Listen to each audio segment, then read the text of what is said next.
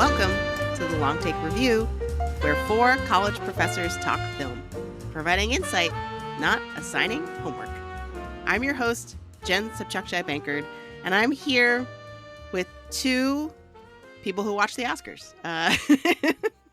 We all watch the Oscars. First, he wants you to cut off the music. He's been here before. It's PT McNiff. How's it going, PT?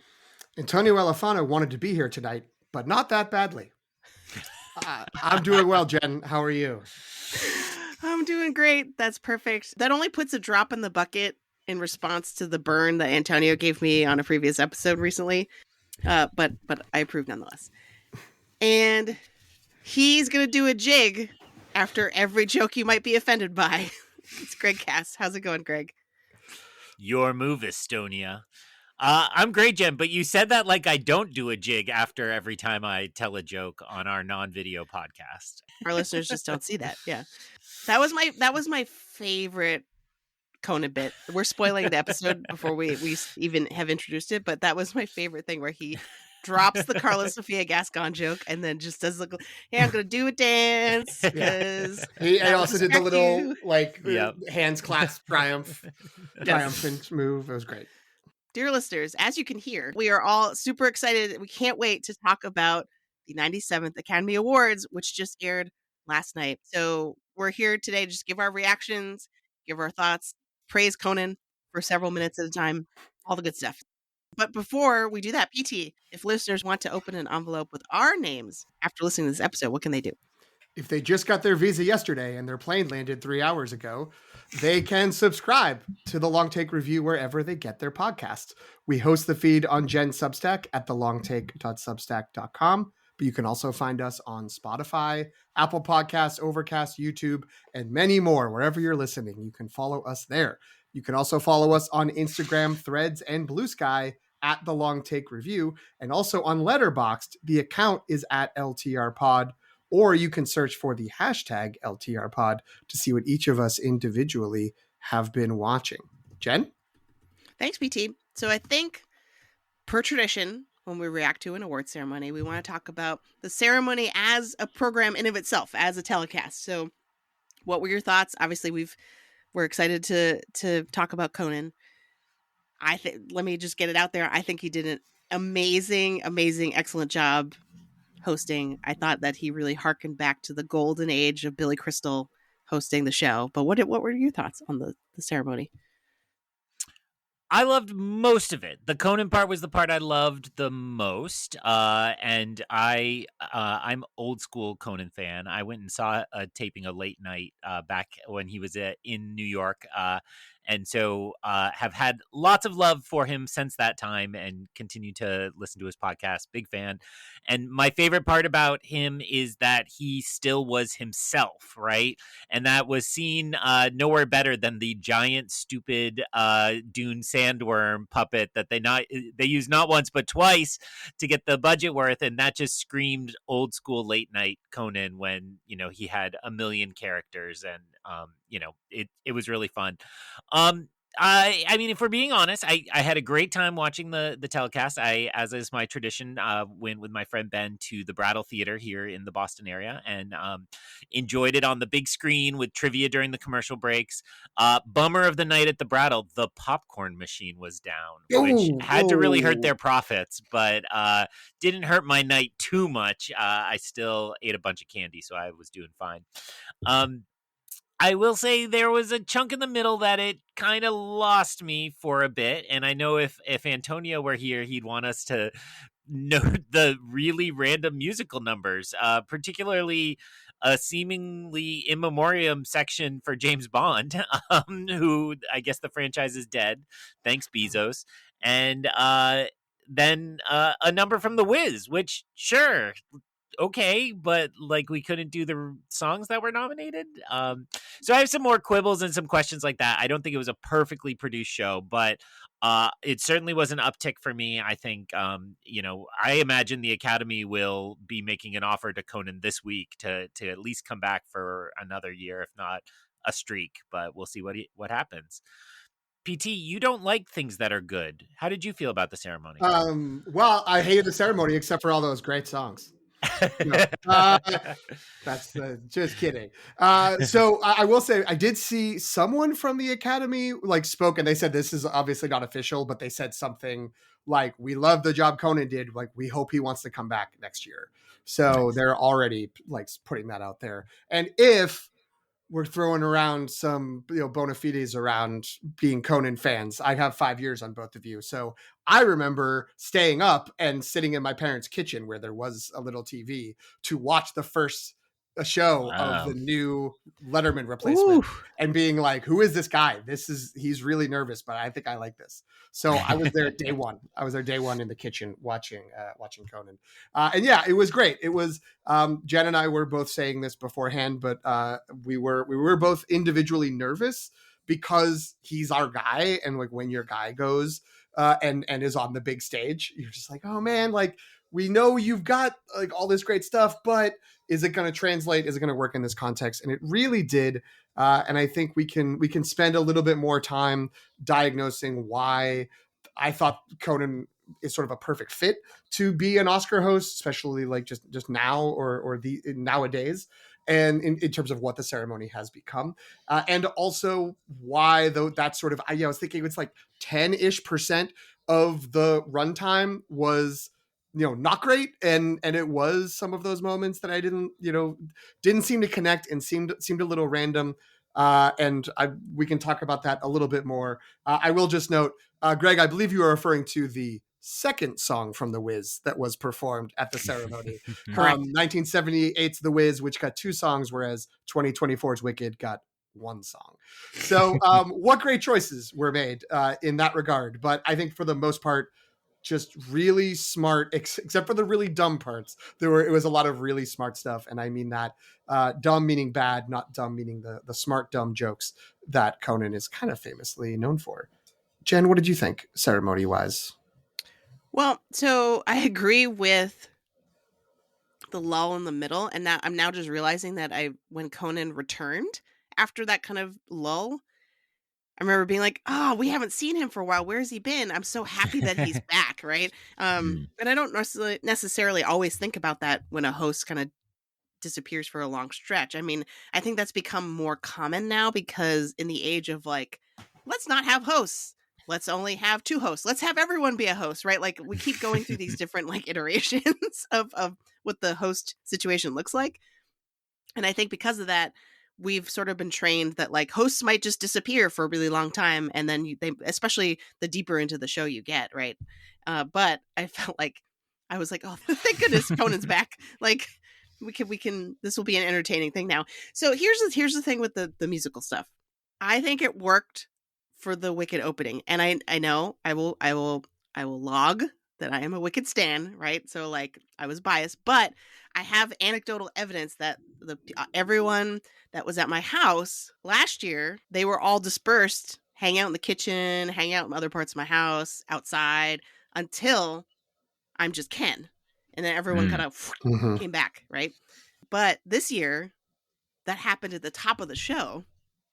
Everyone was like, you could hear the game of telephone of like Ariana Grande singing, and then everyone's like, oh, it's starting, I gotta go see.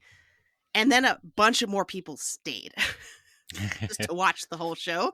So I feel like in that sense they did it well. The downside I think is that there were a slew of people who came later and they missed it altogether. Like they didn't know what they had missed, and they were like, wait a minute, I thought the people from Wicked were supposed to be singing, and I was like, oh, that was at the beginning. So every choice has its ups and downs. So I thought that worked well. I did think that hearing them singing Wicked adjacent songs, I think was good, as opposed to just having them re-sing the whole movie or like the highlights, the 3 most popular songs from the movie.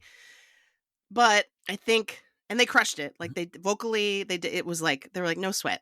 Whereas I think we've seen a lot of people who are like amazing vocalists actually struggle singing live at the Oscars over the years. So like Doja Cat. Oh, sorry, we're not there yet. I'm getting there, Greg. I'm getting there. Like Camille, winner of Best Original Song. Oh wait, we'll get there too. Oh my gosh. I missed that yesterday, and when I was kind of like, I had it on the background throughout today to catch the parts that I missed, and I was like, what is happening? So, okay, we're getting ahead of ourselves. So all the other musical substitutes for the live performances of Best Song, I think, did not work. And I say this as a lifelong Bond fan and someone who likes all of the Bond songs, mostly. Like, you know what I mean? Like, that should have been a selling point for me, personally.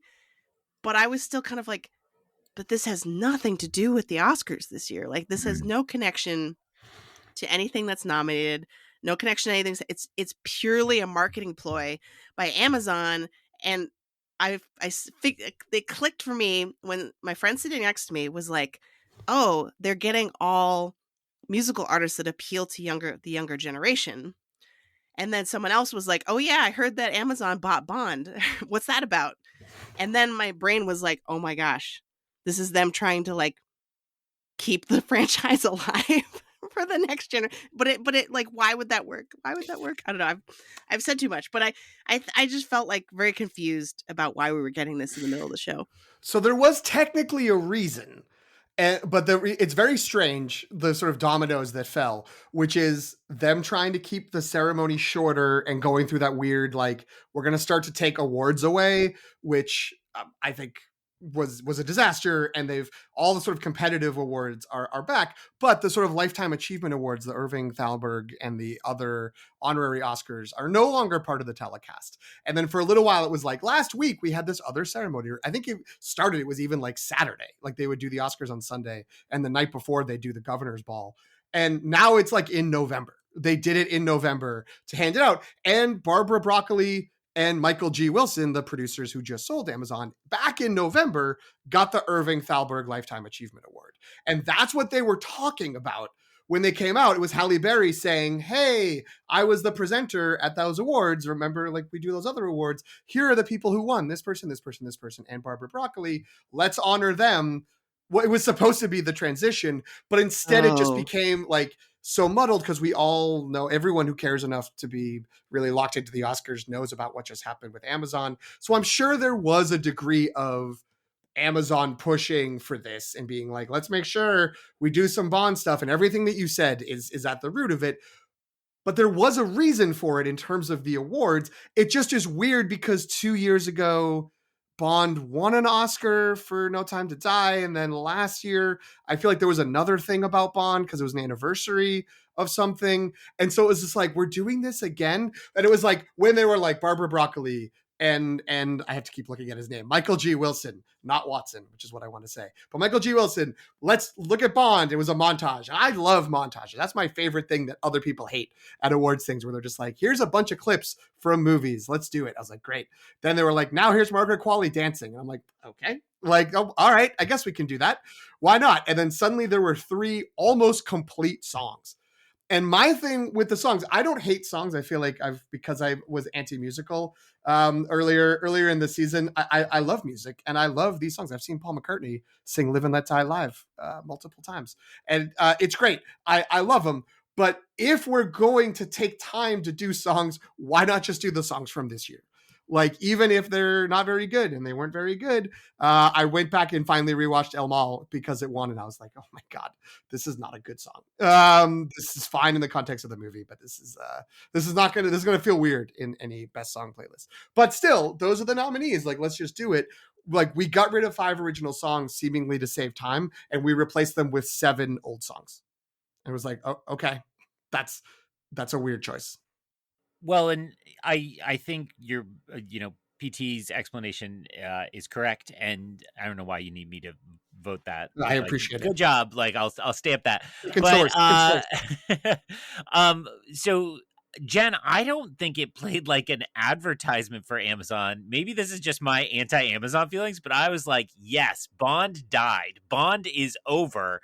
And I made this joke before, like, it really felt like in memoriam, like, we've been on a journey and it's over, everybody. Like, the end, expect 18 series, Moneypenny, Before the Desk, and QRSTUV, or whatever they'll call some stupid show. And it's like, it does just felt, that's what it felt like to me. It's like, we're going to celebrate it and say goodbye to it. Margaret Qualley, no idea. Impressive dancing and like super auditioned to be a Bond girl. Like you got it. So, good luck to you. But I didn't understand it. And the only other detail I'll get, similar to what Jen said, is behind my friend and I were some youths. I don't know. It's right near Harvard, so I assume some undergrads. And there was a guy and a girl who pieced out like an hour before the end, so they're probably more normie than us. But she was really excited about all three of those performers, and like they're like ooh type clapping, and I was like, well, that's my answer for why they did this, right? Because she'd been zoned out for maybe a half hour and was brought back in, and do I think that young person or other young people are like, I wonder what it's like to hear my favorite pop star sing a 50-year-old Bond song? I do not, but they got to try. I also do want to quibble with the song selection. Live and Let Die, great. Skyfall, great. I respect. I did listen to the Big Picture reaction show, which is the only one I had a chance to listen to, and Amanda Dobbins was very mad. It wasn't Adele. Like she was upset about the whole segment because it didn't culminate in Adele coming out, and I don't know why. But I thought the woman who sang Skyfall did a fine job, and I thought the person who sang Live and Let Die did a fine job. Diamonds Are Forever is not a good James Bond movie. The song was just trying to get people back because they got Sean Connery back after George Lazenby on Her Majesty's Secret Service, and they're like, what if we get Shirley Bassey to do the song again? It's like Goldfinger. That's what you like, right? And that's kind of all the song. It just feels like warmed over, like retread. And it's like, if you're going to do a Shirley Bassey, Sean Connery song, why are you not? And it's going to be by someone who's not singing it that well anyway. Just have it be Goldfinger. Like have her not do Goldfinger well. At least Goldfinger won an Oscar. It didn't win for the song. It won for sound. But neither Diamonds Are Forever was only nominated in sound, and it didn't win. So at least it would be, here are some Oscar nominated movies, two Oscar winning movies. For Skyfall got the song, and Goldfinger would have gotten at least one Oscar somewhere. So yeah, just weird choices. I don't know. Maybe that's Barbara Broccoli's like low key favorite old school Bond song is Diamonds Are Forever. But yeah, it was really weird. And it was, when everything was going so well, I think it was the first like, what are we doing of the ceremony, which is good because I feel like other years sometimes you don't make it out of the opening and the monologue before we get that sensation. But it was kind of a bummer. So I wondered if, just before we leave the presentation, if you wanted to take first crack at some of the better presenters. Yes, that's a great idea. So I really, okay. First I have a question, because I think I only saw half of this, but what was happening with Andrew Garfield and Goldie Hawn? Like what? Because I clearly feel like I missed something. It was well-meaning, but like, I unclear. This is one of the moments where it wasn't clear if it was scripted. That Andrew Garfield started talking about his dead mother again, which he seems to love to do. And was basically like Goldie was like the person who had made his mom like laugh the most out of like anyone in the movies. And so like, he kind of feels that like his mom is looking down and like happy, which was very nice. But also like, it felt like Goldie Hawn was just like, what is happening? Like, why are you telling me about this? That's not on the prompter. So, yeah. All right. Thank you for clarifying that. So that doesn't make that less weird. But to me, the trend that I noticed in the presenters was, and in general, I think I liked this idea, but execution was not always winning. But there really seemed to be an emphasis on the presenter being open-hearted and speaking to either the nominee or like whoever what they were introducing. So, but it was weird because we got several different seemingly random configurations of this. Like, so for example, they didn't do the Fab Five with 5 different actors introducing 5 different acting nominees, but they did do that with certain below the line categories. So the one that sticks out to me was a costume design, where Bowen Yang comes out in his Wicked costume, and everyone else from their respective movies that are nominated in that category are not. And he's like, what's going on, everybody? Like, and they were like, you didn't get the memo. And so I thought that was quite funny, but it just felt weird because then they did it sometimes And then sometimes it was like I remember Davine Joy Randolph did a really good job sort of addressing each supporting actress nominee. I think Robert with some like, but then very noticeably when it came time to do that for Best Actress, we just got clips from the movies. Now I can't imagine why that would be. I think the post online that I saw that summed it up was like Emma Stone. Someone asking Emma Stone. Emma Stone was asked to say something nice about Carla Sofia Gaston, and she said, "No, thank you." Which again, that's purely speculation. Secondhand off the internet. Well, I think that was me texting you that, because that was my joke that I texted you during the ceremony. Okay. I didn't mean to take credit for it, but I do want to make sure the listeners know it was not based on any insider information. It was me joking about what had just unfolded. Okay, great. That's even better.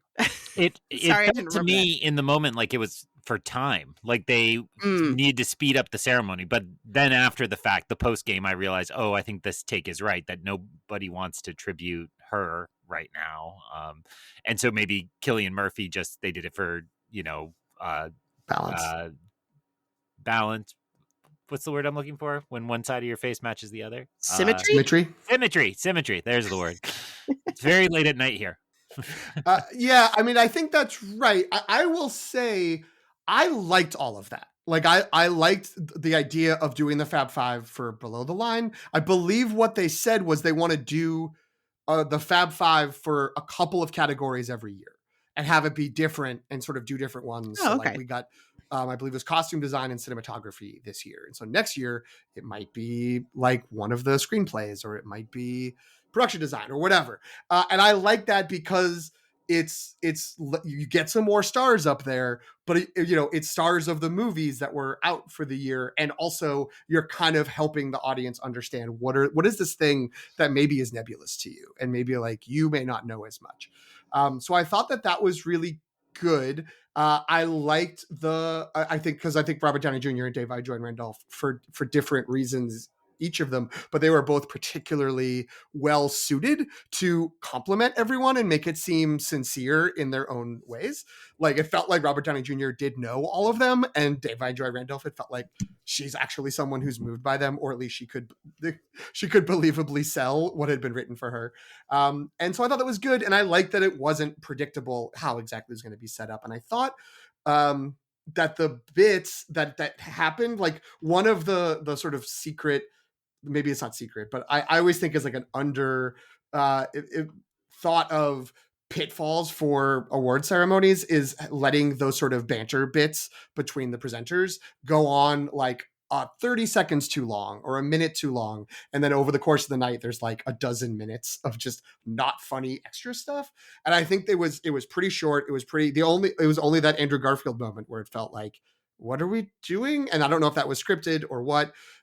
Jasmine's point was Andrew Garfield might need either a different or a new therapist to talk through some of his issues, because he's always talking about his grief for his mom. But I thought all of that worked really well. The Ben Stiller bit for production design was incredible, but also fast. Like, it never lingered. He just sort of did the spiel, but like with a good bit happening around him. So yeah, I thought a lot of that worked really well. But I also recognize that all the things you were saying, Jen, those specific approaches only added to the time. And even though I also at first was like, oh, they're going to just do clips, the clips were long. Like, they still was like, it took time to do the lead actor and actress clips. So yeah, it does eat up, but I don't know. I want to celebrate the movies. So I'm glad we got to spend more time doing that. I'll just add to the list of shout outs. Ben Stiller was probably my favorite. Amy Poehler just killed it. And then also shout out to Nick Offerman as the announcer, because my favorite joke he did was when he's like, Amy Poehler? Who's that? Amazing. Very nicely done. And again, I don't know this for real, but it seems like a lot of these people are Conan's buddies, right? Like Amy Poehler, famously, I think her first television role was playing Andy Richter's little sister on old episodes of Conan. Mm-hmm. And so like, I feel like he could have easily spun his Rolodex and called in a bunch of these people to come join him, and they would have said yes just to go have fun. Like the Adam Sandler bit was very good and stupid, but very good. And like I think Adam Sandler shows up because he's friends with Conan, so it worked. Do you think they were trying to do a crossover or continuity with the Golden Globes? Because he did do the Chalamet at the end when he went up to Timothy Chalamet. That was one of my notes. Was this the first time there was a planned callback to a different ceremony, a precursor ceremony at the Oscars? Because if nothing else, that didn't feel spontaneous enough. They had the camera move down. Like, Yeah. So like credit to Nikki Glaser and her writing team for concocting a bit for the Globes that was so strong that even the Oscars had to show respect. Yeah. Well, and don't forget who Nikki Glaser says is a key influence in her career. Conan O'Brien, right? Wow. She's a huge Conan fan. So she would have been like over the moon excited that he took her bit. Wasn't there I think the SNL weekend also had some kind of moment between Sandler and Chalamet at some point. Maybe I'm making that up. Did I dream that? Watched it yet. I still haven't watched it. I was riding a sandworm and Adam Sandler came on and said, "Oh, Timothy Chalamet." But was the sandworm playing the piano? That's the question. I have one last question that's not about the actual awards. Is Coleman Domingo the mayor of Hollywood now? Should be. Front row center. The first one on his feet for every standing ovation. And did you see the clip from during one of the commercial breaks when he got on stage to have everyone toast LA and then let a dance party until the commercial ended? Like, I think we finally found the new Jack. We have the new Jack Nicholson. We've been rotating and desperately trying to figure it out. Why not? Let's do it. Coleman. Give him an Oscar too when you're at it, because he was really, really good this year. Yeah, no, and like, so what I love about, I love many things about Coleman Domingo, but what I love in terms of his presence at awards is that he's been now nominated 2 years back to back with kind of no chance of winning when it actually finally comes to the day. He does not seem to care at all. You know what I mean? He's just so happy just to be there and to support everyone else. Like, apparently he's adopted Adrian Brody. Like, like, you know what I mean? Like, because Adrian Brody in his speech definitely said something about like, my fellow nominees, you exude grace. You're so, like, he had all these accolades, and I'm like, he's just talking about Coleman Domingo. I'm pretty sure. And the camera knew, like, the camera cut to Coleman Domingo in the audience. So I thought that was, and if you see any press with them from the season, they're like attached to the hip a lot of the time. They seem like best buds now. So that made me happy. Not a lot else about Adrian Brody's speech made me happy, but that did. I mean, you know, since we were sort of talking, I will just say, yeah, that was a real low light. His win was great. The speech was not great.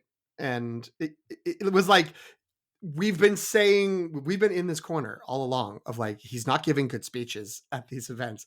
And I feel like at least like at the Golden Globes, he like got around to it. Like he talked for like, 3 or 4 minutes. And the last like 30 seconds was like, my family, Hungarian immigrant story, like making it in America, The Brutalist. Boom. That's what I did. And it was like, oh, okay, that makes sense. That's something. And he felt like he was trying to get to the same place here. And he just was like, God, I'm great. And like, I've worked really hard and I'm going to work hard in the future, I guess. Thanks so much. And my mom. And like, so that's the thing is he kept ending and then coming up with 3 other things to talk about. Like that's the problem. It was and the internet seems to have generally been charmed by the stop. This isn't my first rodeo. I'm gonna and I was like, this is junk. Like I just thought it was so privileged, and I didn't like it at all. I thought if he had been cogent and in the middle of a really good point and they started, sure, let me finish. But then it was like, shut up. I'm gonna continue. And then, we've seen it all in class before. The student who didn't do the preparation for the presentation, who ums and ahs and eventually finds a string to pull for a couple minutes there. And it's like, dude, like, I don't know. There was also famously, when he won, he gave a big kiss to Halle Berry without her consent. Did you see that she got him back on the red carpet last night? Yes. Which is pretty charming, but it kind of felt like that. I'm like, oh, that's right. That's this guy. That's right. That's this guy. Okay. But, he'll be in the next Wes Anderson and I'll forgive everything.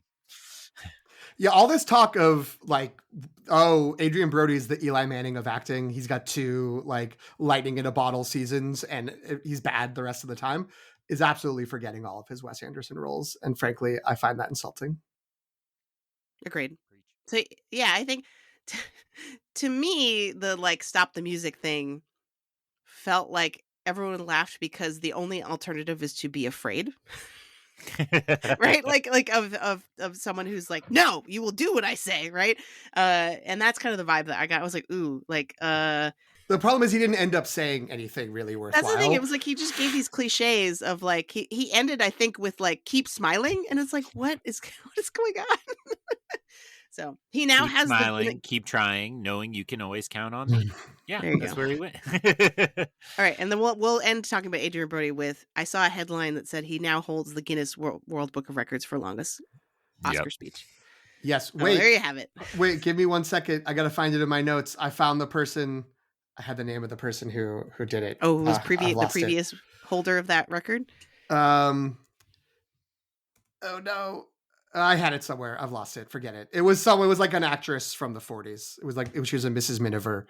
She was the supporting actress and she spoke like 30 seconds less. Adrian Brody had the record for the longest male actor acceptance speech from 2002, and he broke his own record. Oh, So wow. good for him. I needed you last night in your Oscar trivia, PT, because every question they came up with was like, I was like, oh, PT would know this. What was the first film shot on VistaVision? Was one of them compared to The Brutalist? Oh, was that The Searchers? No, it was White Christmas. I threw my hand up and was going to say Vertigo, but no. White and Christmas. then all 5 Best Director nominees last night were first-time nominees. The last time that happened was 1997. Can you name? They only wanted 2 of those directors for a prize. This would Is it 97 the movie year or the Oscar year? 97 is the movie year. Oh, so it's James Cameron, Curtis Hanson, Gus Van Sant. It Look can't at be James L. Brooks, I guess, because he got nominated for Terms of Endearment. No. It was some others you wouldn't know. but the guy who won got Gus Van Sant and James Cameron. Oh, right. So. At the Brattle, you gotta go Good Will Hunting first. You're actually thrown out if you don't. But it's fun. They had great trivia like that. So that does sound really fun. PT and Jen, my name's Greg, first time caller, long time listener. I was a listener of the 3rd/4th hour of your podcast of Oscar predictions. And one of the games you played is trying to guess what the headline was when you all, what you thought it would be for the future. And so I'm going to ask you now that is in hindsight, what do you think the headline is? How will this Oscars be remembered other than the James Bond and Adrian Brody speech? I mean, I think it's hard to go with anything other than it's the Sean Baker show, because as I was watching the telecast with everyone around me, and for context, most people, if not everyone, said, "Oh, I've seen Wicked," and that's it. They had not seen any of the other Best Picture nominees, and so they were like, "Who's this guy, Sean Baker?" Right? Like that was the reaction where they were like, "He keeps winning," and then I had to explain. They're like, "Why does he keep winning all these awards?" I'm like, "Well, he's the director of Anora," and they're like, "Yeah, but this is editing." I'm like, "He's also the editor, right?" And they're like, "He wrote the screenplay too," and I'm like, "Yes." And they're like, "Did he just do everything?" And they're like, so I think that's the major headline. I think, he ended his speech with "Long live Indian film," and I think that's the broader headline of this was a huge win for like such a small movie, which I have to say, sheepishly, I have to acknowledge that, many months ago, I was like, well, I think it's really cute that we're talking about Anora as the Best Picture winner in like September. It's not going to last, right? Like, it's just because it's early in the season. And I ended up being really wrong about that, right? So, but only that. You got everything else. Don't worry about it. No, Greg, we have to hash out every mistake I've ever made. But yeah, so I think that is ultimately the headline, that this is somehow a sign. Well, I don't know, like, PT, how do you think we should interpret that? Like, is this really a good thing?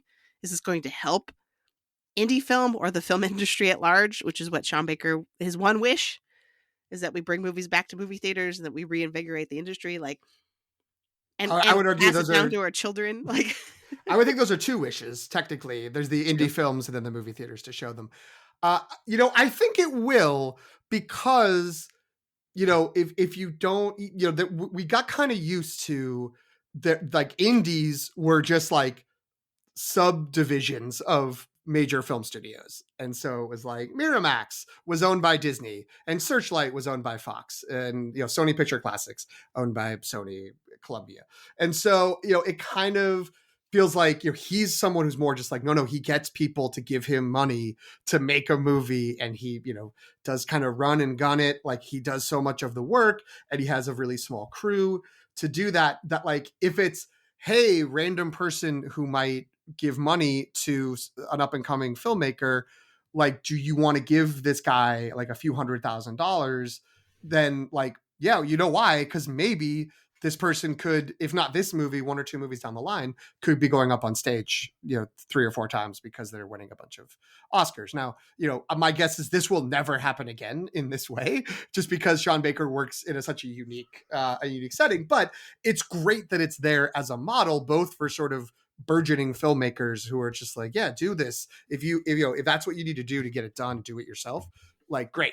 And also, like, it's kind of, hopefully it will be a sort of proof of concept of give these people money and let them do it independently, and then they'll figure out distribution later. And you look at how much money. I mean, Anora is one of the smallest grossing Best Picture winners, especially if you adjust for inflation over time. It's one of, I think, the 5th like least amount of money in any of these movies has ever made. But like, it's made its budget back. Like, it's been profitable, and I think it's only going to get more money, even if it's just some rentals and a physical media sales. So yeah, I do think it could be. I think that it really could be that, and I ultimately agree with you that it wasn't this sort of overwhelming as Oppenheimer or Everything Everywhere All at Once, just in terms of numbers, but in terms of momentum through the night and the sort of narrative. These are the Anora Oscars. These are the Sean Baker Oscars. It overperformed on the night, and I think that's going to be the sort of takeaway for everyone, which I think is good, because, like, I mean, I loved Anora. I stood by Anora. I was there. Check the transcripts. I was saying this could still win Best Picture when all logic and reason said that it might not. But I think there are people who do not connect with this, who do not like it. For various reasons, whether it's because they liked one of the other movies more, or they just they don't vibe with these kind of stories that Baker is telling, or the way that he tells it. But I think that, for the most part, people who see it are generally at least neutral positive towards it, if not like overwhelmingly happy. So I feel like it's going to be a movie that is remembered, and a movie that sort of stakes its claim as like it dominated an Oscars, even though five's a good number, but it's not, there's plenty of seasons where more awards have been won by the top winner, but it was dominant here. Greg, what do you think? I don't think you can like movies and come away from last night not liking Sean Baker. Maybe you don't like his movies. Maybe his movies aren't for you. But I thought, we were just teasing Mr. Brody. Everything was polished from Sean Baker, and I feel like you could tell he teared off the things he wanted to say and said, first one, I got to be real and thank my people and my crew and my cast, and made a cause of sex workers throughout the night, but particularly in the first speech, and then made the second one much more about indie filmmaking and so on, and then the third one really about movie theaters and so on. So I don't know if I had the right order, but he had clearly a plan, and they escalated, and it. I was in an independent movie theater, and when he gave that speech, the place was like, cheers and like hell yes from all around, because that was the crowd who goes to a theater to watch the Oscars. And I do think to extrapolate out from that, I do think this is a moment where the Oscars is kind of giving up on getting the normies. Like, everything we said stipulated, but like, I don't think, if this had been a giant Wicked year, and if last year had been a giant Barbie year, even though Oppenheimer was huge, I feel like it would have been like, we're just chasing whatever pop culture wants and we're listening to the internet and we're doing that. But I think the Oscars is saying, you know what? We might be the specialty product. These might be the ones you wait and rent at home, and we're fine with that. Now, I think if Neon knows anything, I think Anora is coming back to theaters probably this weekend or very soon, and I think it'll bank a lot more money because people are interested and they're curious and they want to see what happened. But I will extrapolate that out only one other direction, which is to say, it was a big night for the small studios, right? I mean, Neon on top with, Anora certainly, but Mubi performed well with The Substance. A24 performed well with The Brutalist. The bigger, like, we sound like an independent studio, but we're inside of a giant studio, films didn't do well. I mean, Complete Unknown blanked. Conclave got one. Because they're secretly Sony, right? Not that secretly. I think they're Sony classic. But like the kind of art house brands of the larger studios didn't perform this time around. So I think it is, it's a niche product world, and we should be chasing that, and that's okay, right? That's okay for what we like. I also think that spirit it was also really infused into the ceremony. Not to go back to the ceremony, but just for a brief second, that I think one of the reasons why it works so well, one of the reasons why I think Conan works so well as the host and all these pieces, is they really have in the last couple of years moved away from where they got trapped like right before the pandemic and coming out of the pandemic, where they were trying to be like, this used to be a show that like everybody watched, so let's like try to get people who don't really watch movies and don't really care about this to watch it because it's an event, and we can sell ad time and all of that. And in the same way that like at the Super Bowl, they don't condescend to people who like football all the time and are just like, if you want to come otherwise, like show up, we're going to play a game and we'll have other things for you to pay attention to, but whatever. Like they didn't like apologize for liking movies and wanting to celebrate what was happening and what were the different aspects of movie making that were happening out there. And I think that extended to the awards as you were saying. I think that you're right about Anora coming back to the theaters. I will say, Jen, if you're interested, the 135 millimeter print of Anora that exists is playing at the New Bev in a couple of weeks for I think 3 or 4 nights. And the only other thing I will say is to ask both of you, and maybe you already know this, how old is Sean Baker? Don't look it up. Not old enough, because it makes me mad. That's what you think he is. Well, Jen, go ahead.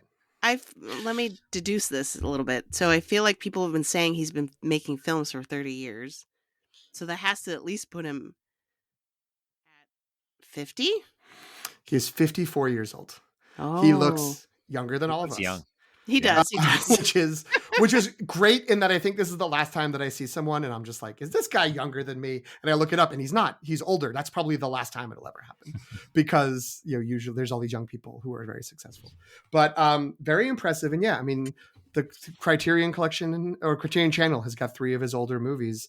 Which I am planning to start watching. Greg, I know you started with one of them. I checked out Starlet, and it's amazing because it's the same themes. Like it's not the same film as Anora, but you're like, oh, he's been constantly interested in finding the scraps of humanity here in late stage capitalism, and that's just like the project. And like I really respect it. I hope that doesn't come across as mocking.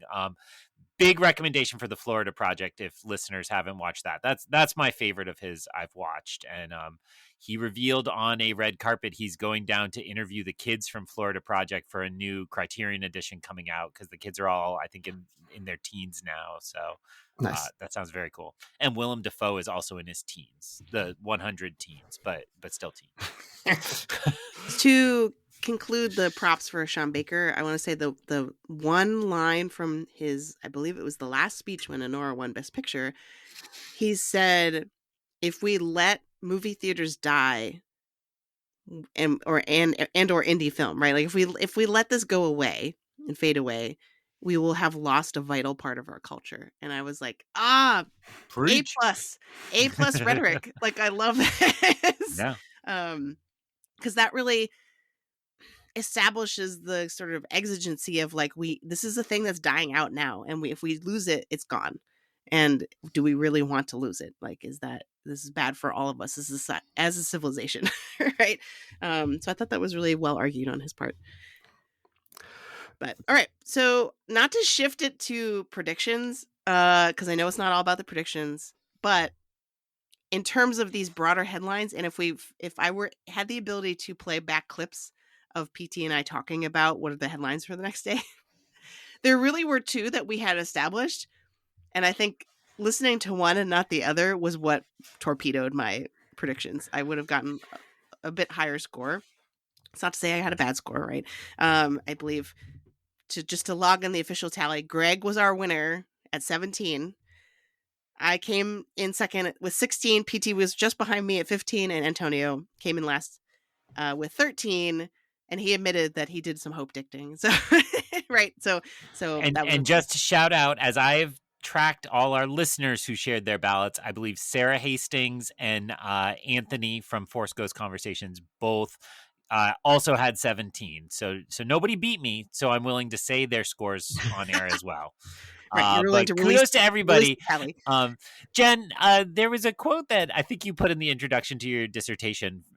What's the quote that like science when we don't know enough looks like magic or something like that? Oh yes, isn't that from Thor? Well, Thor quotes it from like Asimov, I think, but or something like that. But you know, it's you know, science from far away to an unadvanced mind looks like magic or something like that. And I want to just say that's Oscar predictions, because if you shared your ballot online, people are like, Jen, like, how did you do that? And it's like, no, it's just from far away, right? It's reading everything and consuming everything. Jen, how did you know Nora was gonna succeed? Like, it looks like magic, and I'm certainly not making fun of anybody who said that. Like, it looks like magic, but it's like, no, Jen just watches the science. So the Thor version of the quote is, "Magic's just science we don't understand yet." I don't know if that's what you're referring to. I think there's like an actual more literary version of the quote that you're talking about, but that's just the one that, because I think I do quote both in my dissertation. I got a wonderful DM like 4 in from like my mom's second cousin. He's like, "You're doing really well so far." Like, he was tracking my ballot. I'm like, I mean, those were all the really easy ones early on, but then, you know, they got harder, and I think all of us got numbers we should be proud of. So certainly. Well, I will also say I don't remember the context in which we were talking about it, but Jen and I were talking about some of the less sort of Oscar focus, like the NPR conversations around it, and even some of the people who maybe are more focused on the conversations with people who are at the Oscars, and then they are about predicting what's going to happen. And they were like, yeah, I think The Brutalist is still going to win Best Picture, because I feel like a lot of people are talking about that. Or, you know, I think that Wicked is going to get like 4 or 5 wins in the, you know, because people loved Wicked. And it feels like, you know, for those of us who maybe are too locked in on some of these things, like we obviously did not go, none of us batted 1,000. There's things that we missed, which we will talk about. But, you know, I think that there's just, it does. It looks like magic when you follow Jen's methods, and then let Jen like make a couple of last minute changes because she talks herself into it, and then beat her by 1 or 2. Or lose to her by 1 if you're me. I lost by 1. So to go back to what I was originally saying, like the two narratives that PT and I had to discuss were the spread the wealth, that would be the headline, or Anora prevails in a chaotic year, right? And I believe I said if I just dialed up my Anora predictions just a little bit, that would match that headline. And that's, in retrospect, that's what I should have done, because Anora, it didn't technically max out because Yura Borisov didn't win supporting actor, but I feel like that was not, since Kieran Culkin was just winning everything all season, that wasn't really a possibility. But it got every single other one, and Sean Baker now is tied with Walt Disney for the 4 Oscars in one night, right? The thing I said statistically was not going to happen. That would be so crazy, right? Happened. So when I'm looking back at my predictions and kind of what I got wrong, a big part of it was I felt like I needed to spread the wealth, and it turned out like Complete Unknown and Sound. I'm so mad at myself because part of me is like, oh, this is, my gut just tells me Complete Unknown's got to get something. and it's not going to be Timmy Chalamet. So like, where am I going to put this win? And turns out that was totally the wrong way to think about it. I should have just been like, no, if it doesn't make sense, it doesn't make sense, right? Don't try to force to spread the wealth. But it was defensible. It had that one win from the sound, whichever. I was like, it's going to be like Bohemian Rhapsody. That's my problem. And I will say in terms of my predictions, I whiffed on all three of the shorts, which is my own fault because I didn't watch any of them and I just read some things and went with the prevailing wisdom, and that was a mistake in each of these categories this year. And so that's fine. And then the other ones were all categories where I was like, I kind of want this one movie or person to win either a lot more or just slightly a little more. So I'm going to go with the one that I'm going to hedge, and I'm going to say I'm going to go with the one I want. I'm less into winning, and which was good for me because I was like, great, I'm glad to lose that. I'm glad. I mean, I loved Wild Robot, but I loved Flo more. I'm glad Flo won, and I'm happy to lose that category. So that happened for me in editing. It happened for me in actress, international feature, documentary feature, animated feature. So those were sort of my accumulation of misses, and then the three shorts. Well, I think I only made one really wrong kind of assertion in the predictions episode. Jen, can you play back that clip real quick? Think about how this year's politics are so messy in February, and everybody will be trying to respond to that. Thanks, Jen. Yeah, that was entirely wrong. And so to PT's point, I also dropped all three of the shorts categories and the documentary. And considering how hard I worked to cover those four categories, I'm really mad about it. But the narrative across those that I shared on our episode, I said, go with Alien and Incident and Porcelain War, kind of all. I hadn't seen Porcelain War back then, but all those I picked. Porcelain War. That was your version of me changing at the last minute for no reason. I did because and our conversation made me really nervous, and other pundits, not just our conversation, about the Academy not wanting to touch the Israel West Bank kind of issues. And I was completely wrong, right? So in the live action short category, they went with the silly one, which I loved. It was my should win. So like PT was saying, if I'd gone with my heart, like I could have got it. But I Am Not a Robot is the one that's like decidedly not about social issues. I mean, you could read it certain ways, but it's like it's dorky and fun. And then for the documentary, it's four very serious ones. And yes, the Only Girl in the Orchestra, the winner, it does touch on gender issues and sexism and so on, but it's the most fun of them all. And then in animated, I believe so it went with my prediction, which I said In the Shadow of the Cypress, which is what won on air. But I said my favorite was Wander to Wonder, and you both were like, yeah, it won all the precursors. And then I looked around and it won all the precursors. So I switched to that. So it's funny because I think if you like negotiated my will win, should win, I named all the winners. I just didn't at all. They were the ones you wanted to win. Yeah.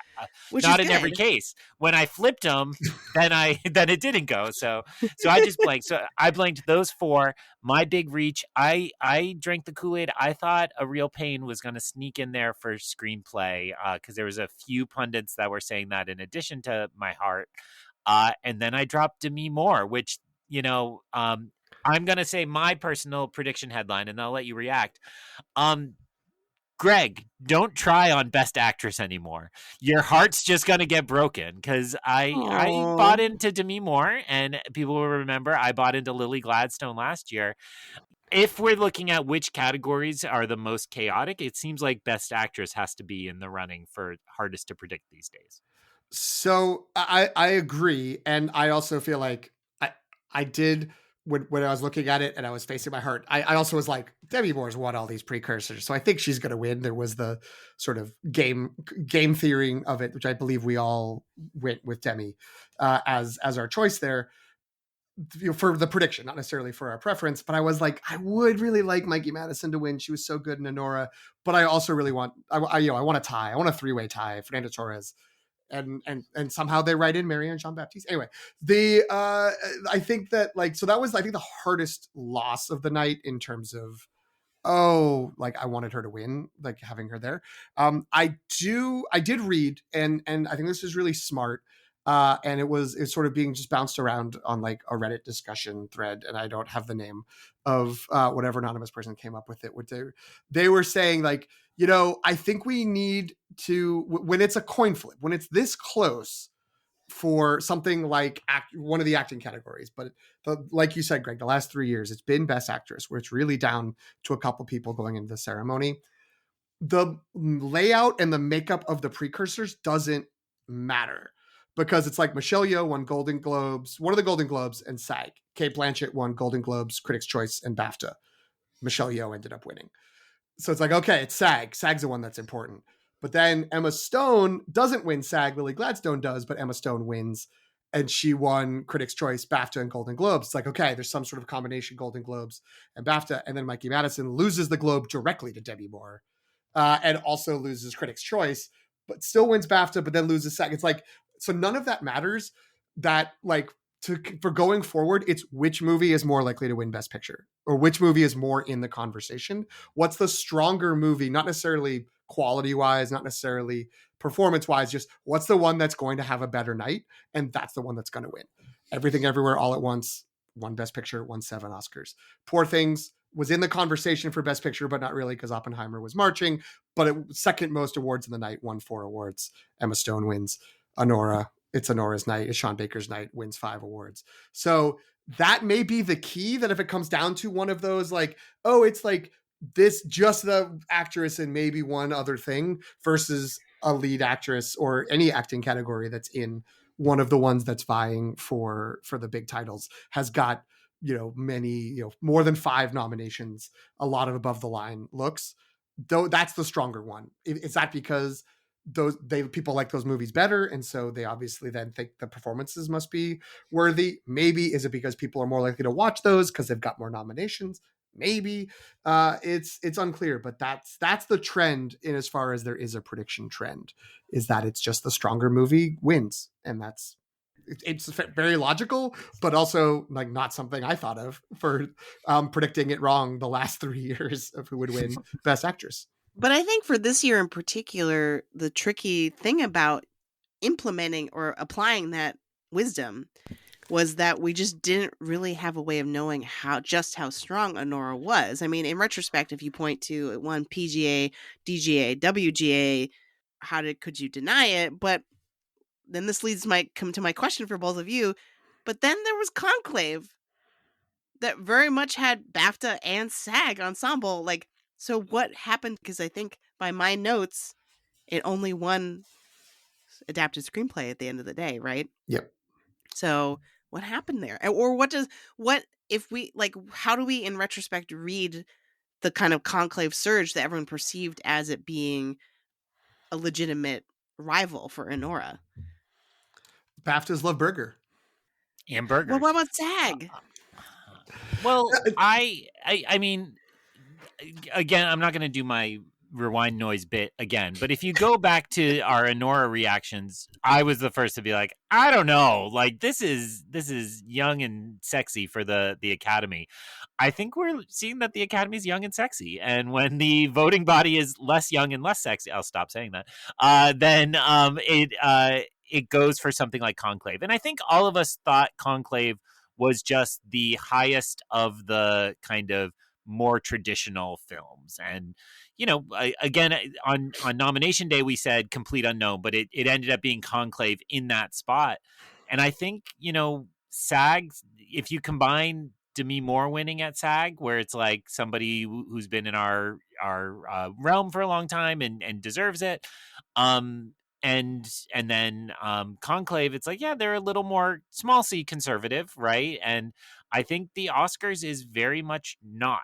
The new Academy voting body is not afraid, and if that's just being international, or if it's, you know, just being a little more edgy, I think we have to, you know, Oppenheimer is still a pretty edgy version of that classic historical, you know, a grand story. So I think it's not even that far of an outlier. And then everything else, really, since Moonlight, tends to be edgier, weirder stuff, right? I mean, in some regard, Coda is the most like bland of family bland, but it's out there as like a pick for something. Wait, Coda is a movie, right? No, it's a sitcom we watched in the 80s. No, it was a Best Picture. Wow. Wow. Okay. Shots fired. Wow. Okay. What I will add to what Greg was saying until he started declaring he doesn't care about people with disabilities is that. Yes, can we make I that the running bit now? No, I need my job. Yeah, I'm not gonna sign off on that. We can cut that out. What I will add to what you're saying, Greg, is that I think it's important. Like, we get so used to looking at the precursors as like, okay, this is the equivalent for Best Picture, so we go with that. But it isn't Best Picture; it's Best Ensemble. And I would guess that within the SAG Award process, it's like made very clear of like, don't vote for this because it's Best Picture. Now, maybe that's not true, but like, if I'm thinking about the Best Ensemble and I'm thinking about the fact that it is all the members of SAG, look at all the people who are in Conclave. Look at all the people who have probably worked with the people who are in Conclave and the long careers they've had. And for the most part, the good reputations all those people have and as like colleagues and coworkers versus Mikey Madison, who's 25, and a bunch of, actors who are either only in Sean Baker movies or have only been in movies in Russia and Eastern Europe. So it's like, who are those people in comparison? So even if you're an actor who votes in both SAG and the Academy and you liked Anora more as a movie, you're like, I'm going to vote for Anora for Best Picture at the Oscars, but I like the ensemble of Conclave more because look at these names, look at all these people. And so I wonder if there's that's part of where the differentiation is, and that maybe like we shouldn't be thinking that the SAG voters are voting in the SAG Awards to signal what they care about in the Oscars, but to actually vote for the awards as they exist in the SAG Awards, and their Academy voting duties are handled differently. The other way to think about it too, that's all very well said. The only other thing I might add is that it could also just be that Conclave was the populist ensemble pick and we just didn't see it that way. You know what I mean? Like the populist win that doesn't actually have any traction for Best Picture at the Oscars. Man, how did we not see Anora coming? Well, and I was just going to throw in with the ranked choice voting, like obviously we never get to see, but I feel like Anora doing this well means it might have won on the first ballot, right? Like it might have had that majority even without those. I'm not the expert on ranked choice vote, but I don't think it was close, in other words, and we didn't see it coming, like you said. I mean, I will say going into last night, it's still, I think I predicted it for 3 wins, but I was like, it's might only win 1 award tonight. Like, I don't know. Like what if Brady Corbet takes director, Conclave takes Best Picture, it only wins original screenplay. Like, it is interesting. And maybe it is the sort of strength of the guilds for future references, or at least the strength of that PGA, TGA, WGA unification, that like if it's all 3 of those are supporting it, that's a lot of the Academy, so we should really pay attention to that. But yeah, I mean it did all feel shaky enough that I don't feel bad for not having predicted it to go as far as it did.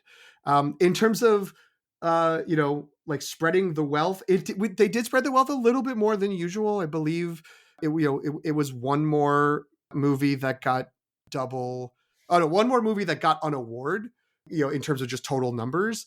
But it was twice as many awards that got multiple wins compared to the last few years, which have been just 3 movies getting multiple wins. And we had, I believe, 6 this year that won. Let's see, 1, 2, 3, 4, 5, 6, 7. We had 7 movies that won multiple. Wow. So that's the most since. I'm sorry. It was 5 won multiple. It was 7 that won multiple in the train station pandemic ceremony, which is the last time it spread that much. So yeah, it was 3 years in a row where just 3 movies won multiple Oscars, and we were back up to 5. So there's still one real dominant one. That's kind of been the new narrative the last few years, is that like there's been a movie that gets 5 or more Oscars, and then that's sort of the dominant one. 3 of those years, it's been a Best Picture winner. The one year was the first Dune that got 6 Oscars, but didn't get anything above the line. But, a dominant movie. For the 10 years before that, there were no movies that got more than 5. So it's sort of shifted to be a lot more consolidated around. Maybe that's part of the new Academy, is when they like a movie, they're just like, yep, keep piling it up. Like keep giving them awards. We feel great about it. Jen, you have yet to take your sincere victory lap, and I hope you do so in a moment. But when you look at the Best Picture nominees and how it all shuffled out, I think Wicked overperformed. So I want your victory lap, and then I want to hear what you think this means for Wicked Part 2. Is it going to be Return of the King, or is this like more like Dune Part 1, where it's like, oh, we rewarded that, we don't need to do it again? How are you thinking that relates to where we'll be this time next year? Well, I think it largely depends on the competition. And I think based on what we know about the slate for next year, granted we don't know a lot, and we'll know more a lot later, it has a chance to kind of do makeup awards for next time makeup around. Okay, thank you. No, it didn't win makeup. No, it is. The substance one makeup. But like it could people could be like, oh well, the competition was too stiff for Cynthia Erivo and Ariana Grande last time, but this is like a lighter field potentially, and we really love them. We want to reward them, and I think that the advantage is that there isn't, unless they really try to squeeze blood from a stone with making this into a franchise. Part 2, Wicked Part 2, or Wicked for Good, is it. That's it. There's no more. For good. And then they can do 2 movies in between. Oh, no. Well, no, they've already shot it, so I don't think that can happen. But, you know what I mean? So, this is the end of it's not a trilogy, it's a Part 2, and that's the end of the story. So I think it has the potential actually to do a reverse Dune, because Dune Part 2 this year won 2 Oscars in visual effects and sound. And whereas it won 6 Oscars last time for Dune the first Dune, I think this could do a reverse where Wicked got 2 Oscars for production design and costume next time this time next year, because Part 2 is coming out next Thanksgiving.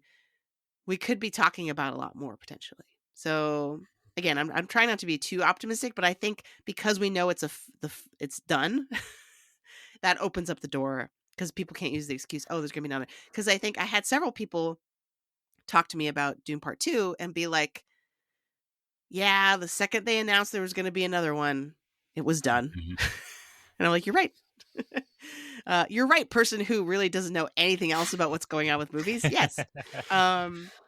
And I don't mean that sarcastically. I mean that's a sign. Like the normies in my life were in agreement that but there's another one coming out, so it's fine.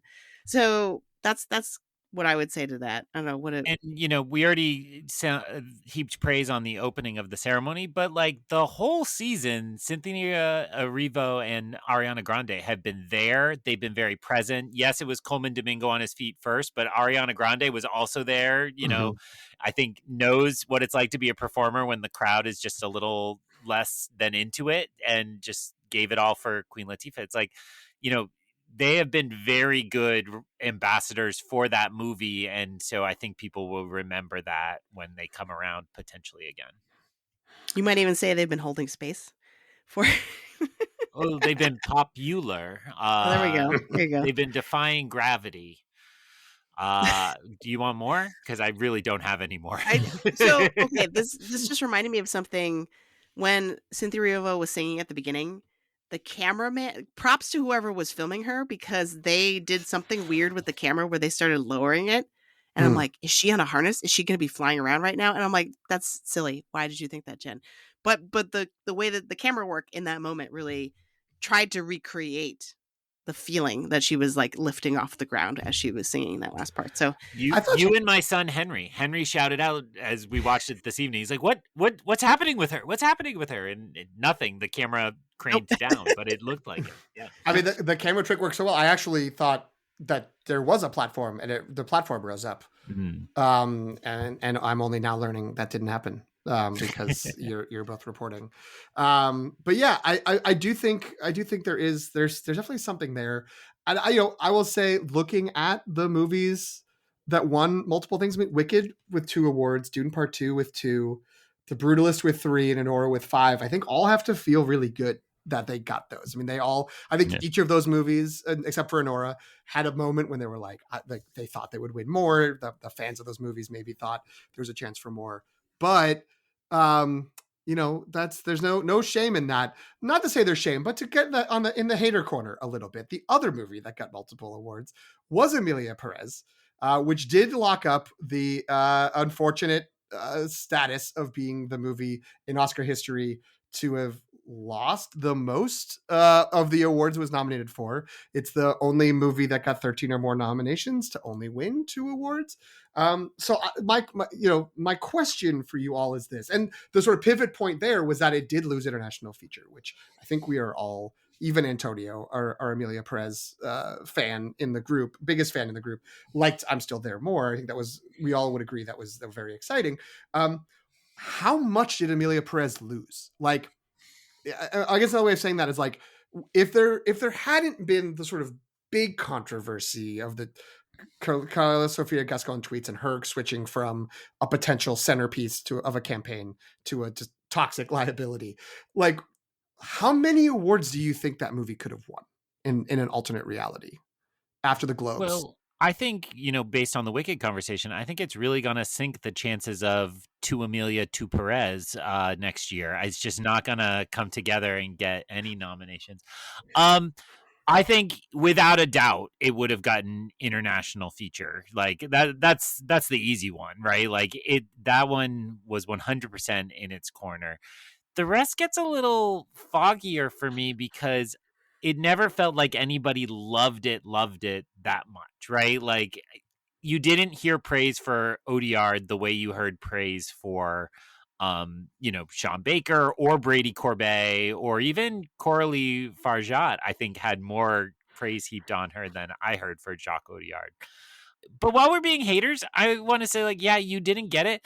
Also, everybody from that movie, nobody spoke out for trans rights during the ceremony, which to me kind of demonstrates they just used the issue to tell the story, right? Like, they weren't really committed to that. And, I know Zoe Saldana got confronted about the representation of Mexico in particular in some of the post-show interviews. And it's not up to her to defend that, right? Like, yes, she's a part of this movie, but like, these weren't her decisions within it. So I don't think it would have gone way higher than 3, really. Like, I think it was 3. Again, we're pretending she never tweeted, but I feel like the win was the nomination for her, right? That, the first openly trans woman to be nominated. That was a win, and that's still history that matters, even though it's unfortunate the way it turned out. I would say, just by watching when Camille, and forgive me, I don't remember the other songwriter's name, when they were accepting for original song for El Mal, Jacques Audiard low-key lurking in the background behind them, being like very awkwardly, being like, so I'm here at these other awards. I'm used to having 3 different speeches and 50 pages coming out of my pockets. Like, this is weird that I don't get to talk, right? So I think I agree with Greg that international feature definitely was its biggest loss. If it had still maintained its momentum as a potential Best Picture frontrunner, I think then we're talking about editing, we're talking about even score, like, you know what I mean? Like then it would start to kind of creep into categories that we wouldn't have expected it to. I'd say editing probably would have been the first, because by the conventional wisdom of like the flashiest, most editing, even just every time they played the clip of Zoe Saldana in El Mal, which they did many times throughout the ceremony, just the fact that it's like so frenetic in terms of like the camera moves and then it cuts and then it cuts and it cut, like it's like constantly cutting.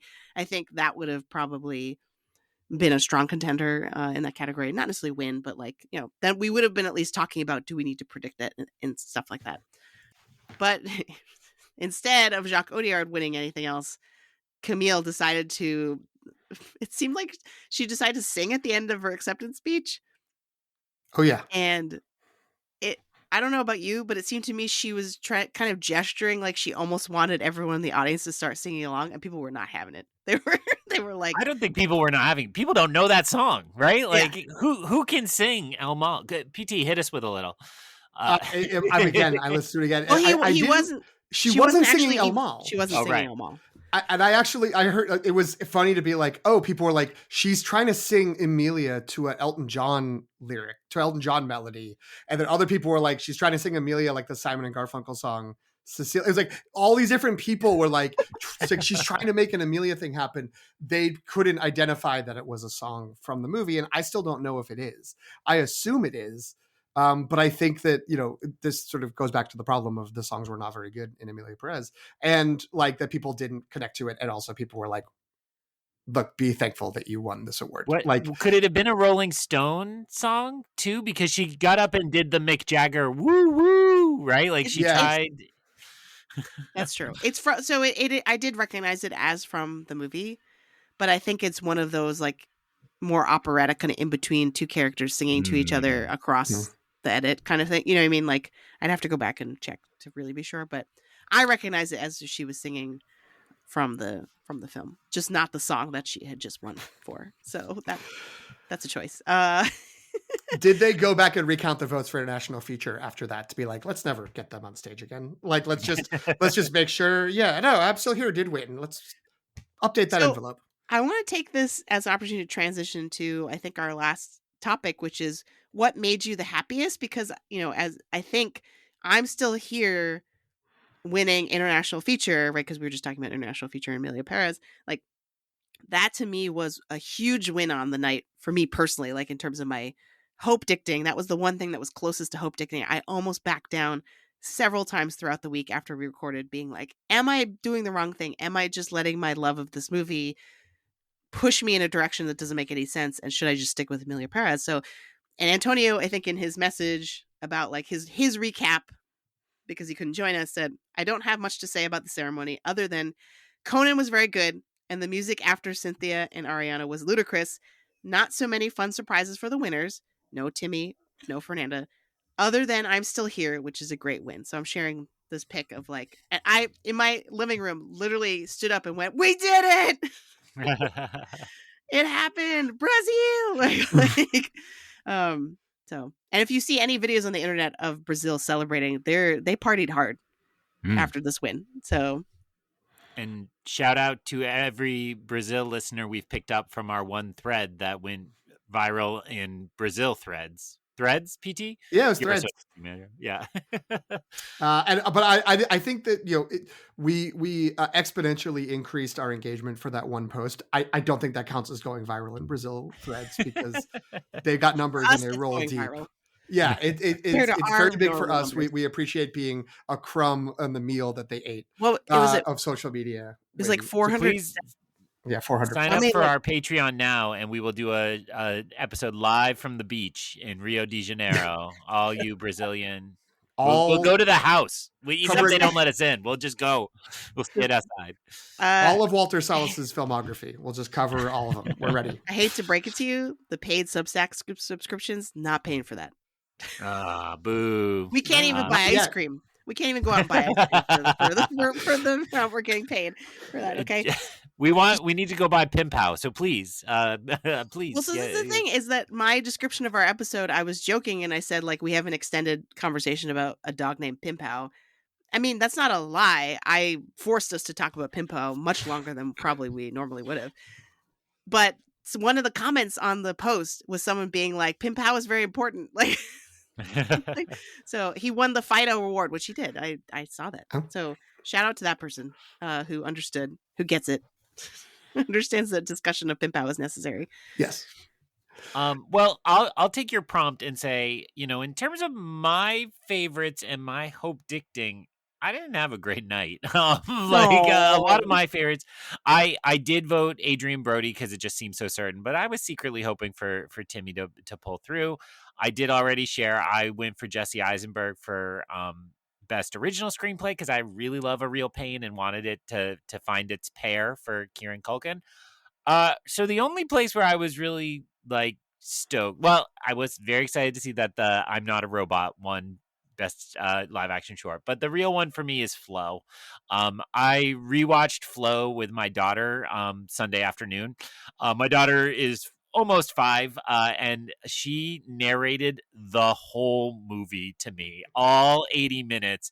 She was like, "Oh, here's the cat. Oh, the cat has this house. Oh, the cat just wanted to take a nap.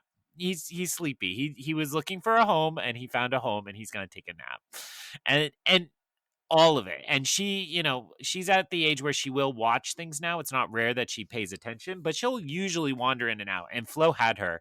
And that just filled my heart with even more love for Flo because of watching it with her and so on. And, yes, Anora is independent film, but you don't get more independent than 6 Latvians in a room with software you can get free on the internet making an animated movie that took down Disney, DreamWorks, Universal, right? It took down all of them. Netflix, Wallace and Gromit. Aardman, yeah. And Feathers McGraw could never. So that was the one in the night where I really pumped my fist. And again, being in a crowd of weirdos at an independent theater, it had a lot of love in the room. Oh, there was a good cheers for Flo. Just an incredible night for animation. Flo winning. I mean, Wild Robot didn't win, but still had 3 nominations. Your answers are my answers as well. We did touch upon, or Greg touched upon, No Other Land winning Best Documentary Feature. I have not seen that. I have not seen the other documentaries. I'm a bad Oscar boy. But I respect that movie won. I didn't think that it would. I respect that enough voters were like willing to watch it and willing to vote for it. So sight unseen, that made me happy. So I will say that even though we went in thinking this movie was going to win 2 awards, it was the saddest, loss for me was Demi Moore, even though I'm also Mikey Madison winning was one of my happiest wins. So it was very conflicting. I had no logic about all that. You can feel 2 emotions at once. Yes, that's what Daniel Tiger says. The fact that The Substance is an Academy Award winning film is incredible. It's easy because of the roller coaster, because of the sort of trajectory, because it felt possible at when we were doing our predictions of just like, could it even like sneak in original screenplay? Could she sneak in for director? Like, who knows? If the bottom falls out in Anora, where does that support go? Could it go there? That like the fact it has anything, even if it is quote unquote just makeup and hairstyling, is amazing. What a weird movie, and what an incredible like entry into this genre. And the fact that it got, it can always say an Academy Award winning film is excellent. So I love that for The Substance, even though at the time it felt just like, okay, here's the path to the bigger award coming later. Without that award, it's still great that it won. And I would say that even though it slightly underperformed with wins, The Substance definitely won in terms of pop culture cachet, because Conan, his opening bit was him crawling out of Demi Moore's body on the ground. Amazing. So funny. And that was it. Like, it wasn't, I was kind of like, oh, is this going to lead into a bit from another movie? No, it was just spotlighting The Substance. That they felt like that at the top of the show had enough cachet that was going to get people interested. And the Hacks opening at the SAG Awards also leaned into The Substance. So yeah, I think you're right. It was probably big picture. People were talking about like, which of these movies will we remember in 5 years? PT helpfully filled in the rest of the 1997 Best Director nominees. And it's like, no disrespect intended, but like, when was the last time you thought about the Full Monty? And I have no idea what the Sweet Hereafter is, right? There are just always some of those movies that feel really incredible in the moment, and then you're like, well, that was fun and that was part of the race, and we lose them behind. But I think there is something to sometimes being that noble runner-up. I was going to say loser, but the noble runner-up that ends up with a little more cachet. And yeah, my favorite, Complete Unknown, goes home empty-handed, but I can like turn up my nose and be like, well, the real ones got it. The sellouts at the Academy didn't. So take that. those sellouts at the Academy that picked the independent movie about Yeah. the sex workers. Yeah, that plucky little biopic of the most famous rock lyricist of all time. I have to say Um, there were a lot of, just as a side note, there were a lot of kids at my house during the Oscars, and let me tell you, a bunch of people were like, so what's Anora about? Really hard to describe that without using the word sex. It's like, yeah. I was just like, well, it's about a woman who meets and falls in love with a Russian oligarch's son, and then so I leaned on the back half of the plot as my pitch, as opposed to so yeah. and they're like, "What is an oligarch?" And you're like, "Well, it's important for you to learn this. This is a teachable moment." I've just got a couple quick hits and one last question for you all, because Mick Jagger coming out to do Best Original Song really underscored and reinforced that, like, people who make films want to be rock stars, and people, in addition to people who are rock stars, want to be films, because like everybody lost it. And it's like, oh right, like that's who they like think is a big star, is not someone they could consider their peer, but someone else. What is the market research that the broadcasters have that says they can't just present the In Memoriam awards, like just straight up? We're always like off the stage, we can't really see it, we got to have something else happening, like we have to change the angles, the orchestra comes, the orchestra goes. Just tell me who died and let me be sad about it. I don't know why we have to have this whole little charade that happens around it. And also Drake has no sanctuary. He couldn't even get through the Academy Awards without being called out by Conan. Yeah, that was rough. I mean, very funny, and it was good, but yeah, shots fired at Drake. He needs more holes in his smoking sweatshirt. I would say in general, the jokes from Conan were more biting than people, I think, had expected. I wasn't necessarily surprised, but like, you know. It's interesting that like there were people, you know, in the same way that there probably were people that were like, what was Anora? What was this? That didn't like, were surprised. There were people that were like, I need everyone at every point to come in and denounce Trump and do like make political statements about the state of the nation. And so they were like, Conan was soft, Conan was weak, he refused to like make any like strong statements. But like, I think he got his jabs in. I think part of why Conan is so good is he loves movies, is he loves being a variety show host. Like that was always his dream, was to get the Tonight Show. And this is like sort of taps into a lot of those similar skills, and that he knows how to cut someone, but then ultimately like very quickly make it about him and make himself the punchline so he can get his shot in, but then like kind of make it not seem so mean or not seem so aggressive. So I think that might have been lost on people, but there were I think there were some potent marks that were made by him. So my question that I had, those were my sort of like riff points. My question that I had is immediate Oscar fairy. Are there any, like, what are the changes? What's the change you would make? We got plenty of time, long, probably multiple years before we would look back on this. But next day, if you had won, don't worry about points or anything. What would be the one change that you would make, or sequence in terms of who won? Whatever. Oscar fairy rules apply. I mean, I think Demi Moore seems like the obvious one, because Mikey Madison's so incredibly deserving, but it's very clear that she has a great career ahead of her. You know what I mean? And she's going to have multiple opportunities probably to, right? You know what I mean? Like, she's just getting started. And so, but whereas Demi Moore, like, is she going to get another chance at this? I don't know. Like, so that seems like the one that Well, out to me. It reminds me of this movie I saw called The Substance, which would suggest she doesn't get another chance at that. She lived out the plot of her movie. Yeah, I think that's right. And that's why I wouldn't spend my points on Chalamet, because, in all likelihood, he's back next year with the Safdie movie, right? Like, I think there's a solid shot at a nomination just based on the combination of those names, right?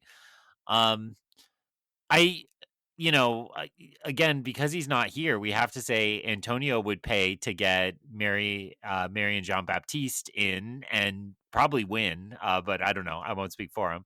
Yeah, I was going to say most of the points I would put towards people getting nominated that weren't nominated, as opposed to out of the current nominees that we had, I'm not too upset about who won. You know what I mean? Like, I'd be like challengers instead of Amelia Perez and Score Mm. easily. Like, I'm not gonna stop. I'm not gonna let go of challengers. But yeah, because I feel like when I look at the actual wins on the night, I'm like, yeah, these are pretty good. I agree that it's hard. They're pretty strong. So with the advantage of having thought about this question before I asked it, my sort of tandem change would be giving adapted screenplay to Nickel Boys and then changing film editing to Conclave. So Conclave still gets a win. Right. And it changes the night, because when Anora won, it was just like, oh, okay. Like, director and picture is locked. And like, that seems pretty locked in. It could lose screenplay, but whatever. And then even maybe actress, etc. But I think looking back, I would love Nickel Boys to have won something. And I also would love Conclave to have won something. So that would be the change that immediately, looking at it, that I would make. I would pull in Nickel Boys into cinematography. Yes, Seems like 100%. another obvious one. And then I don't know how many points it cost me, but I would switch Sebastian Stan's movie, which you don't have a system We've never for. had that before. Is that a half point? I feel like that's a half point. Do you get like a half off discount of whatever it costs? That's what I would do. Because I do think that was the better movie, and then you'd have a shot at reinvigorating the makeup actor parallel, because that died this year too. That was a false indicator. So, but do I really care that much about A Different Man at the end of the day? I don't. Like, I really enjoyed it, but I don't really like. I would try to give Sing Sing something when we go back to the scene. Oh, Clarence Macklin. There it is. Yeah. Get him in. Yeah. Good call. Okay. All right. Well, I mean, to be continued in probably, again, like 3 or 4 years when we get around to doing it. But the world definitely still exists, and we don't belong to a Russian oligarch. Also, wait, because we didn't say it earlier, shout out to the acceptance speech for No Other Land. Like, that held the attention. It very much in the way that the 20 Days in Mariupol folks held the attention of the room last year. I think that 100% had the impact. Like, there were people crying at my house, like being moved so much by the speech. So, and then I had to explain to them like the premise of the movie and like the why I didn't think it was going to win and how it's great that it's winning. Like, like, so people were ready to be like, what is this movie? Where can we go see it? Right. So I am more and more amazed I saw it. Like, I thought when I got a screening of it that it had got a distribution deal, but it still has nothing and is in the US, not. Yeah, there's nothing. How are people seeing it? I saw it. I don't know. And you see it? It's been. I haven't seen it yet, but it's been playing at the Alamo. So I think independent chains are running it, but I don't know if that's like if the producers are making a deal. They're sort of self-distributing it. It's like Taylor Swift with AMC. They're cutting out the middleman, right, of the distributor. Well, or the middleman was like, no, thank you. Oh yeah, right. Yeah, like no, but I think it is like they're just it would be considered self-publishing or the film version of that. I see. Nice. And I have to say, just to end, like the nicest thing about watching the Oscars this year was there were so many people who left my house being like, I'm gonna watch some of these movies. Like, they wanted to know more about the movies. They especially Anora, I think the way that it got so many wins and had that momentum, and that we saw Sean Baker's face so many times, I think it definitely piqued people's interest. And then, so hopefully they do put that back in theaters or put it somewhere where people can watch it. And The Substance, people are like, oh, right, I got to watch that. There was a lot of that. I got to watch that one, or I'm going to watch that one.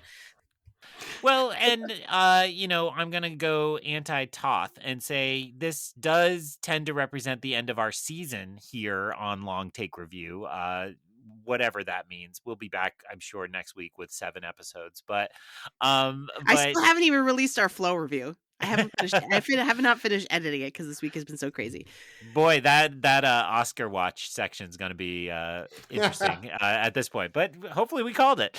But in all seriousness, like, we really appreciate our listeners. We really appreciate getting to talk about it. It was a great year in movies, and we have really celebrated them the last few months between the LTRs and these award show coverage. So it's been a fantastic journey, even if the destination is just a strip club in Manhattan Beach. All right. No, that's not the name of it. I forget, what's that Brighton place Beach. called? Brighton Beach. So I think it's been phenomenal. And maybe not. It seems like it starts next weekend with Mickey 17 and we're just back at it Yes. again, right? That's so soon. We'll see. It's like 3 days from now. Yeah. Yeah, I mean, I think that this was just a really nice, good season. I mean, nice is a weird way of putting it because it was absolutely crazy, and there were a lot was of fun, terrible though. things in there, but it was really Super fun. fun. And I just think that like it was a lot of very good movies. Like it's interesting how many. I don't always know what people, when I listen to some of the other podcasts, bigger podcasts, lesser podcasts than ours, say, where they're just like, not a good year for movies, or it was fine but it wasn't like excellent. I was like, it was pretty great. Like I think if you take the 10 nominees for Best Picture for this year and the 10 from last year, maybe a little more top heavy last year, but I think just like a lot of strength in what we had, and I think we got a lot of really good wins. I think that it was a real roller coaster in terms of trying to predict it. And I will just second what Greg said. Great to do it with all the people who listen and chime in and send us little notes or leave comments for us, and the people in our lives who talk to us about what we say, who don't do so publicly, but do it off the record. And also great to talk to both of you and Antonio about this and try to sort through the madness and get this first draft of film history going through this weird award cycle. And the people of Brazil, just And celebrating with the people of Brazil, General. who are responsible for the Antonio bump every time. So, Oh, conspiracy theory starts now. Also, shout out to everyone who used our ballot and played along with us and posted their ballots. So a friend of mine actually tagged me on Facebook to say that they used our ballot they had an Oscar party at their house and they used our ballot. And I was like, I had no idea we were doing that. And thank you. I love you. So yeah. So shout out to everyone who was like participating along with us. It was super fun. But that said, Greg, we're going to return you, at least for a little bit, now that Oscar season's over. We're going to return you to all your other podcasting duties. Tell the listeners a little bit about where else they can find you. I don't know. Pretty soon, when you're listening to this, it'll be Andor time. So I'll be back on Rebel Base Card to cover Andor. We just did a season 2 trailer breakdown over there and talked through some of the Star Wars news things that were happening that some proved not to be news at all.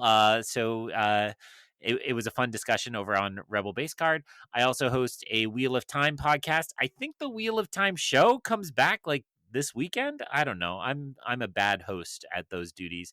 But that's called Through the Glass Columns, which primarily covers the books, but also the show for Wheel of Time. On that show, I am not the know-it-all who's a pretentious jerk that you hear on this show. I'm the idiot who knows nothing and often forgets the name of the podcast. You're the normie? Oh, even worse. That he must go as a character name, and I'm like, they're new, right? And they're like, no, they were all of book 2 or something like that. So I'm a mess, but you can find me those places or on Letterboxd watching way too many movies at Ion Cannon, EYEONCANON. PT, you are also on Letterboxd, right? Correct. You can find me watching less movies than Greg. I decided not to be involved in that death race this year, where I try to watch more than Greg. I was like, I'm going to read books instead, and I think he's already read like 30 more books than I have as well.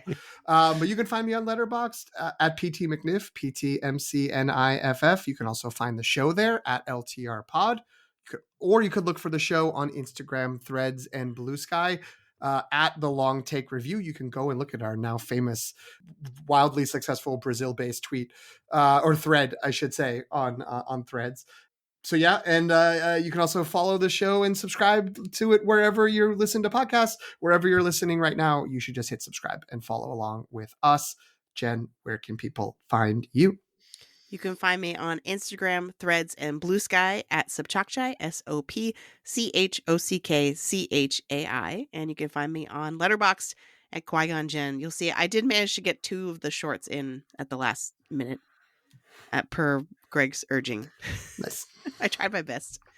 And then it messed up my prediction because I picked Aileen because I watched it and I was like, well, this is so tense and so well edited. Like, it's got to win. No, I'm never predicting a topical short again. It's done. Like, I've gotten burned twice now because I picked the abortion one from last year. I got it wrong. Anyway. Ba ba da ba ba da ba. Come Yeah, wait. on in. He's on down the road. We're playing you off. No one went from Diamonds or Forever? No, I understood that.